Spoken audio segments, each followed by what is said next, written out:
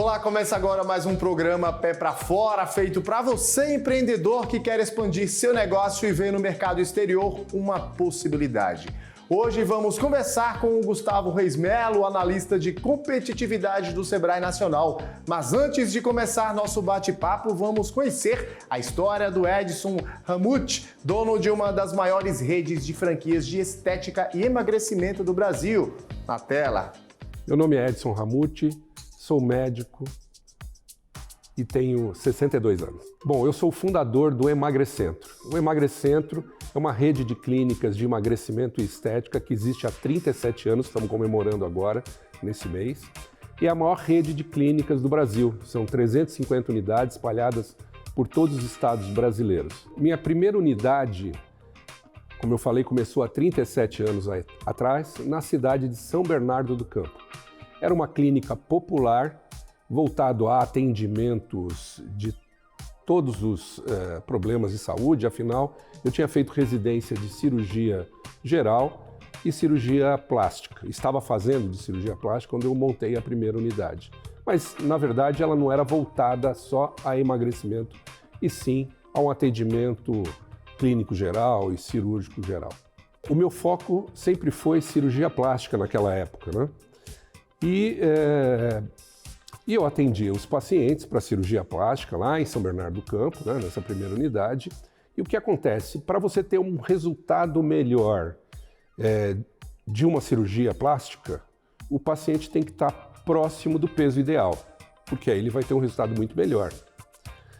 Então eu comecei a estudar sobre o assunto e comecei a emagrecer as pessoas antes da cirurgia, né? E para minha surpresa, começou a vir pessoas para fazer emagrecimento, muito mais do que para fazer a cirurgia plástica. E começou a vir de todos os lugares de São Paulo.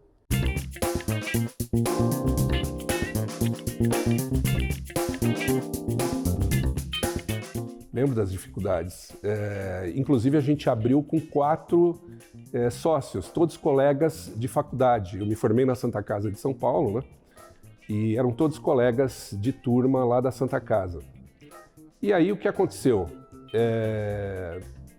2 já não aguentaram, porque no primeiro ano a gente paga para trabalhar, né? Então o volume de pessoas, a clínica não é conhecida, logicamente. Então no primeiro ano de abertura, 2 desistiram porque mal pagava as contas ou às vezes podia dar até prejuízo. Então a gente teve que investir aí um tempo de pelo menos 1 ano para depois começar a ter algum tipo de retorno financeiro com atendimento, até a clínica ser conhecida no bairro, né? Nessa época era uma clínica geral, tinha colega que era pediatra, tinha colega que era ginecologista, eu que era cirurgião e cirurgião plástico, né? Que fazia residência de cirurgia plástica. E então realmente teve muitas dificuldades, muitos erros, né? Na parte administrativa.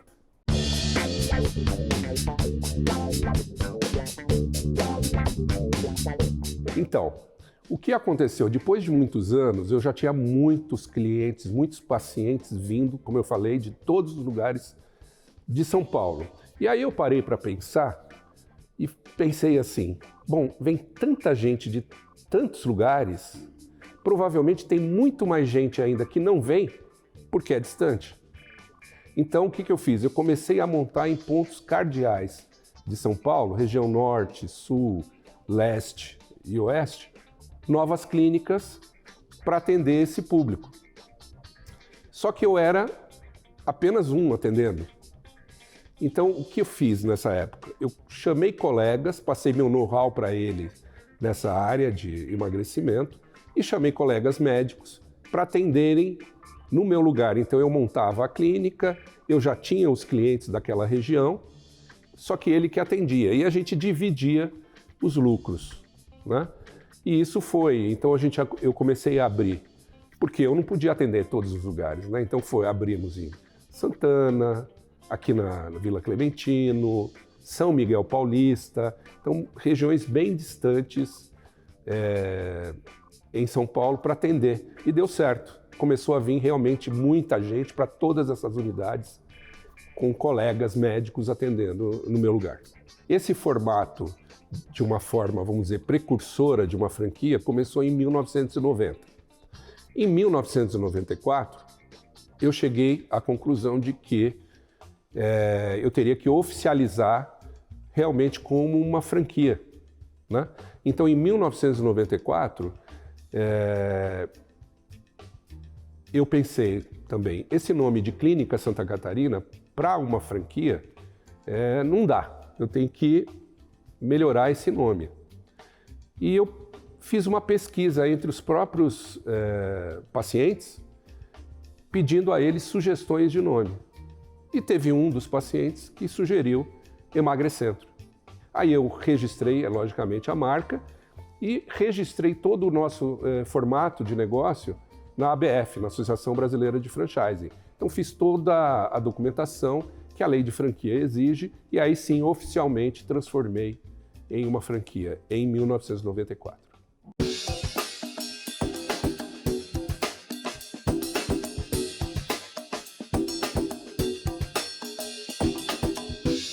A nossa expansão internacional começou recente, foi em 2019, né? Nos Estados Unidos, né? Então, hoje temos 3 unidades no estado da Flórida, né? Hallandale Beach, que é próximo de Miami, Weston e Orlando. Além disso, temos uma unidade em Palma de Mallorca, na Espanha. A obesidade é uma epidemia mundial. Então, eu participei junto com a ABF de várias feiras de franquias internacionais. E a obesidade é uma epidemia mundial, pela própria Organização Mundial da Saúde. Então, existe mercado na grande maioria dos países. Tá? Estados Unidos, por exemplo, 75% da população está acima do peso. No Brasil é 60%. México, igual, 75%. Austrália, 75%, Europa um pouco menos, mas é um problema de saúde mundial a obesidade e o sobrepeso.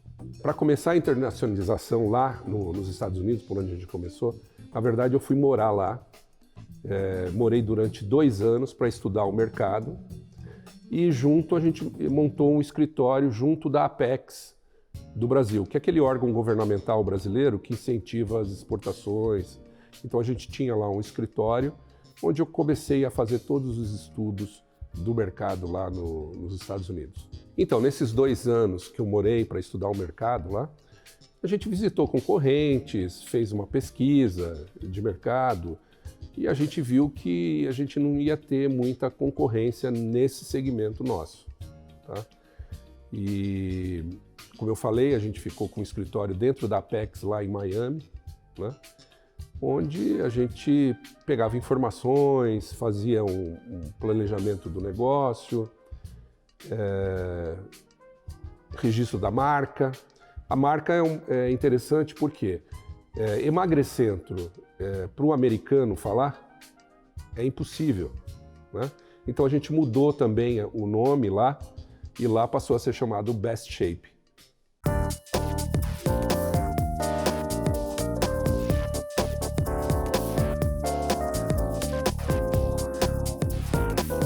Os países são muito diferentes, o Brasil para os Estados Unidos, né? Tem muitas características no negócio em si diferentes, né? A gente pensa às vezes que é meio parecido, mas não, é bem diferente. Tem coisas que são mais tranquilas, a parte, por exemplo, trabalhista é muito mais tranquila que no Brasil, mas em compensação a parte jurídica é muito mais complexa e custosa, né? Lá existe uma indústria de processos. Então, realmente é um cuidado que a gente tem que ter sempre redobrado na parte jurídica lá. E muito custosa, né? Diferente do Brasil, lá é muito delicada essa parte jurídica e realmente é uma barreira no meu ponto de vista. Outra dificuldade que a gente notou é que aqui no Brasil é muito comum você vender os tratamentos parcelados. A gente vende no cartão em 12 vezes sem juros. Isso facilita muito para o cliente, para o paciente, fazer o tratamento, né? Porque às vezes fica uma parcela muito pequena para ele pagar todo mês. Nos Estados Unidos não existe esse parcelamento. Então fica um valor muito alto, mesmo para o padrão americano. Isso foi também uma dificuldade imensa.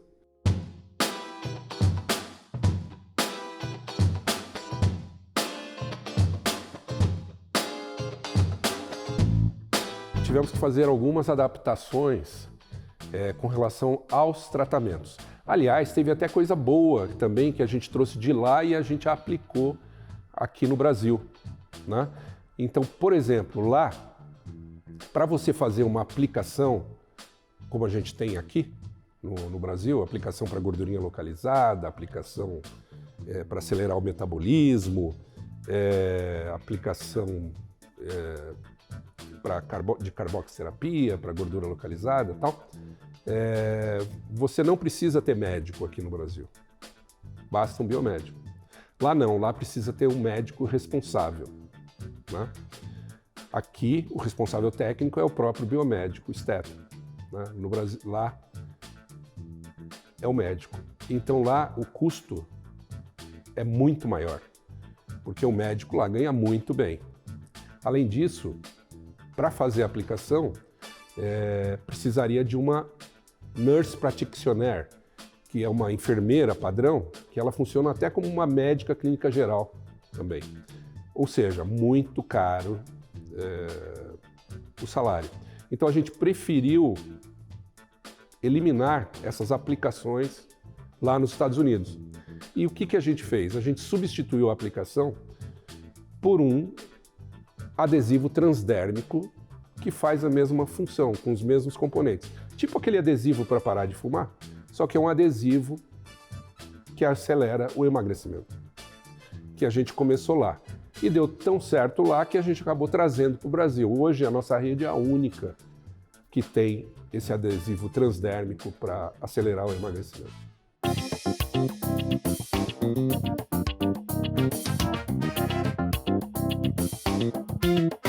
A gente tem uma linha de suplementos, né? Fitoterápicos,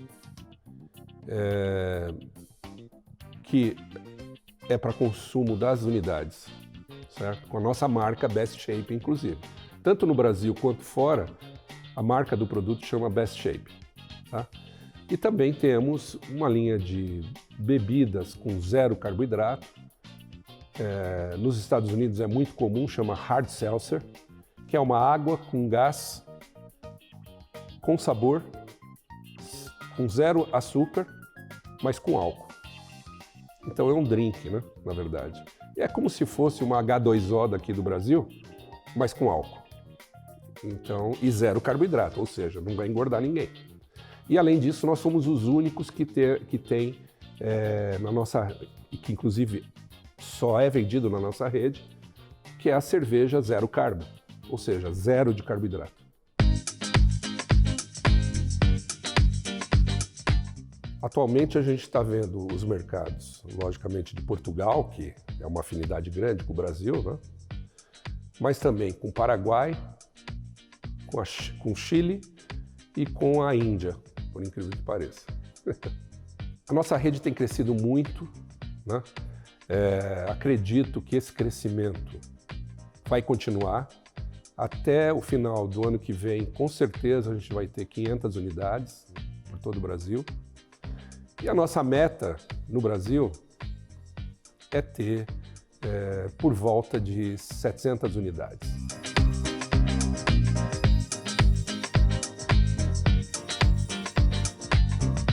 Inspirador, né, gente? E no próximo bloco vamos conversar com o Gustavo Reis Melo, analista de competitividade do Sebrae Nacional. Não sai daí, a gente volta daqui a pouquinho.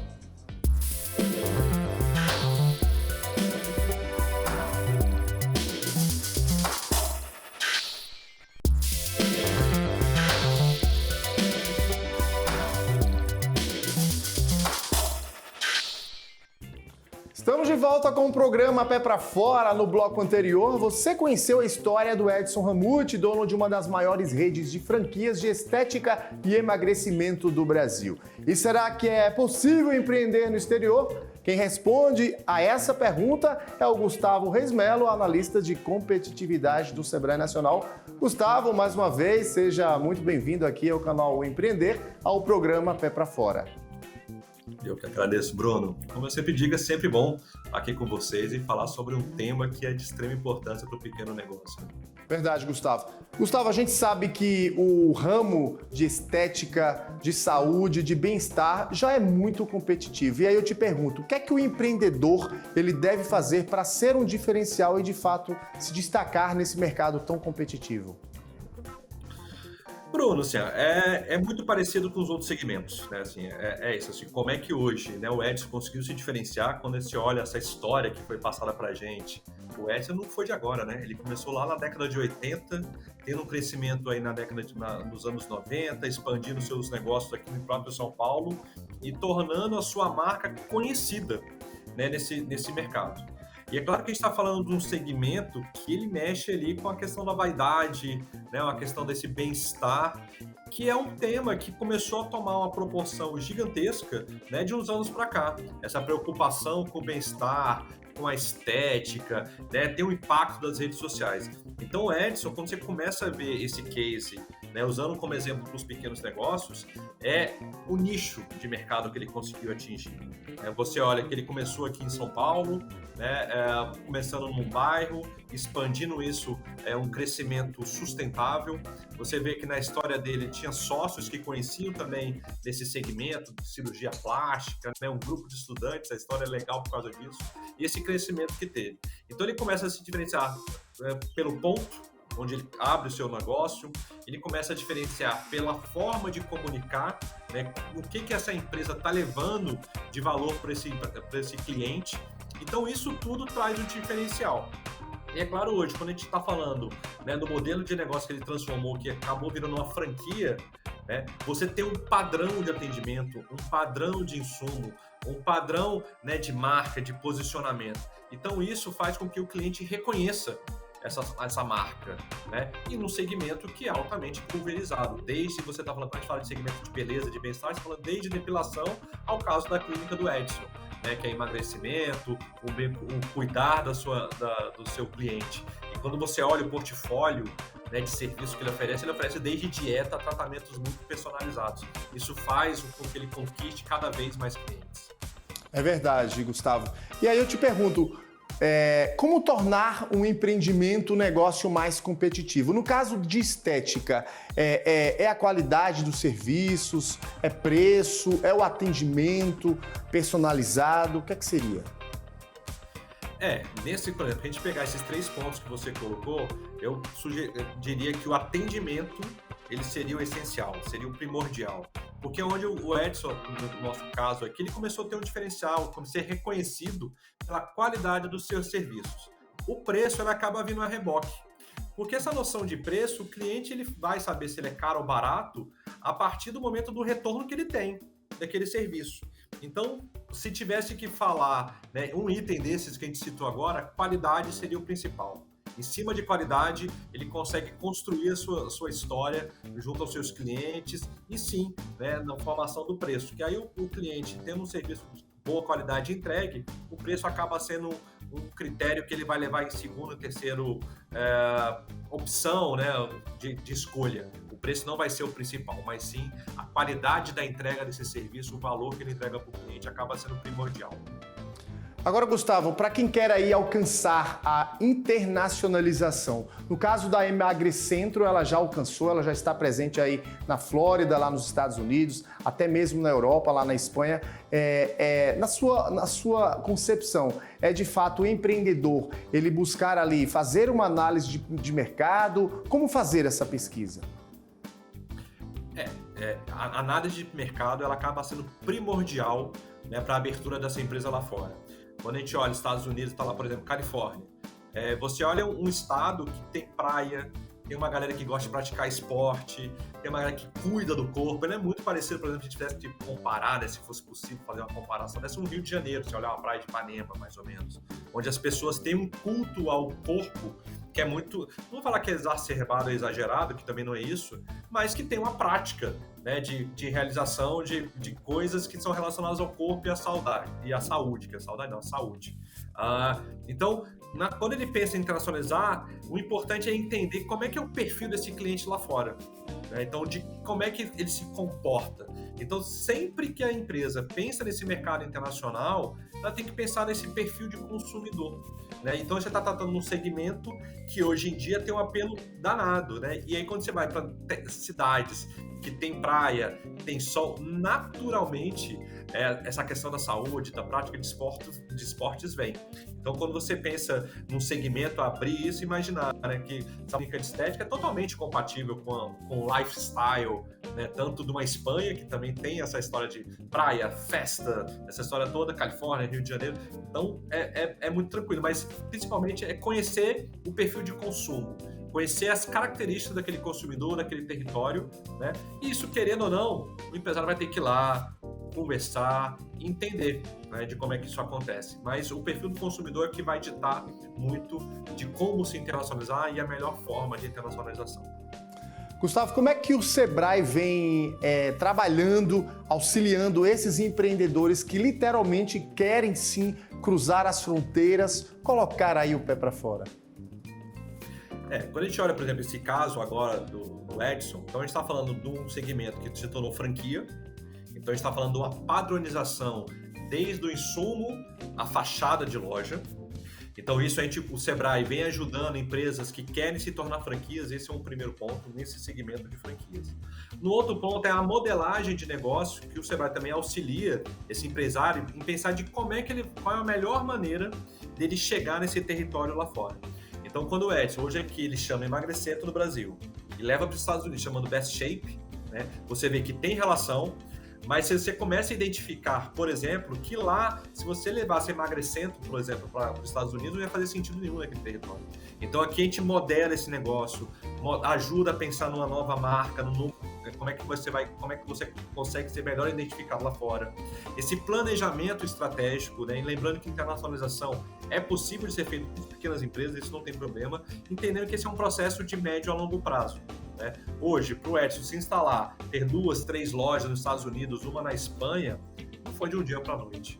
Assim, teve estudo, né, onde a gente consegue ajudar esse empresário a ter as melhores fontes de informação, as melhores maneiras de modelar esse negócio, de como é que atinge aquele mercado através de pesquisa, seja ela de fontes secundárias, ou seja através, por exemplo, de fontes primárias, através de uma feira setorial. Então o Sebrae também ajuda esses empresários que têm interesse em conhecer esse mercado. De repente, uma feira setorial é um dos caminhos mais tranquilos, ele vai, conhece, entende aquele ecossistema. Então o Sebrae a gente tem sempre uma ferramenta, desde essa hora do planejamento, a fixar, né, o seu pé para fora, literalmente. Agora, Gustavo, para aquele empreendedor que ainda não se consolidou, que já se consolidou, na verdade, no mercado interno, mas que tem esse desejo, esse sonho de querer ver o seu produto ou serviço reconhecido lá fora, cruzando as fronteiras, em que momento, a partir de quando, como começar a exportar? Edson, a exportação, a internacionalização, ela não necessariamente tem que vir depois de um estabelecimento no mercado nacional. Isso depende muito da estratégia de negócio. É claro que hoje, quando você tem uma empresa no Brasil que tem uma marca consolidada, um modelo de negócio consolidado, é muito mais tranquilo, porque ele já sabe qual é o seu custo, né, de uma operação, ele sabe como é que forma preço, ele sabe falar da marca. Então, tendo essas questões muito claras, internacionalizar é muito mais tranquilo, porque o negócio já está sustentado. Mas lembrando sempre que informação, dados, reconhecimento desse mercado, da forma de atingir o consumidor lá fora, porque a gente está falando de uma outra cultura, né, não necessariamente a brasileira, né, porque, assim, querendo ou não, tem muitos brasileiros espalhados pelo mundo. Isso acaba influenciando muito a nossa escolha de qual mercado que a gente vai atingir. Mas a informação, Bruno, é o essencial para esse negócio, ele se municiar de várias informações de estudo para que ele consiga tomar a decisão mais assertiva possível. risco sempre vai ter, né? Mas a gente, como o Sebrae, está aqui para auxiliá-lo a reduzir esse risco, né? E a informação acaba sendo o cerne do negócio. Sem isso, ele não consegue avançar. Então, buscar informações, seja através de sites, através de feiras setoriais, através de estudos, é sempre interessante para que esse empresário tome a melhor decisão possível. Bom, o nosso tempo já está quase chegando ao fim, Gustavo, mas eu queria, antes de encerrar aqui com você, que você deixasse aqui alguma orientação, alguma dica para quem ainda não abriu o próprio negócio, para quem quer começar do zero e que tem esse desejo, esse sonho de ver o seu produto ou seu serviço lá fora. É claro, tudo isso diante de um bom planejamento estratégico, uma boa gestão, um planejamento financeiro, tudo isso é fundamental para que, de fato, o empreendedor ele possa começar com o pé direito o novo negócio, né? É basicamente assim, se municiar de informações, de pessoas com conhecimento na sua equipe. Se não tiver essas pessoas, que vamos treinar essas pessoas internas, né? Porque elas têm que dar um suporte para essa estratégia da empresa. Então, assim, é pensar de como é que o seu negócio, seja ele de produtos ou serviço, como é que ele agrega, como é que ele responde a alguma demanda que está lá fora, né? E o seu negócio venha ao encontro dessa necessidade do cliente. Uma agregação de valor, seja diretamente uma pessoa física, né, o consumidor final, seja ela uma pessoa jurídica, né, de repente através de representações. A modelagem desse negócio que vai ser exportado, né, a gente estuda isso bastante, né, e vendo quais são os melhores caminhos. Então, é sempre interessante que o empresário se municie dessas informações. Acho que é a palavra, depois que você colocou, né, planejamento financeiro, essa história toda, as informações vão acabar sendo o core desse negócio, né, a essência para que esse empresário consiga se internacionalizar de forma sustentável, que também é importante. Não uma exportação uma vez, mas que isso seja perene ao longo da vida da empresa. Gustavo Reis Melo, mais uma vez, muito obrigado aqui pela sua participação com a gente no programa Pé para Fora e bom evento aí para você em São Paulo. Eu que agradeço, Bruno. É sempre um prazer estar aqui com vocês, podendo compartilhar esses casos de sucesso e, né, auxiliar que os empresários consigam se internacionalizar, sabendo que é possível, independente do porte e se é produto ou serviço. Conta sempre comigo aí, que é um prazer estar aqui com vocês. É isso aí. E o programa Pé para Fora fica por aqui. Muito obrigado pela sua participação, pela sua audiência e até o próximo programa aqui no Canal Empreender.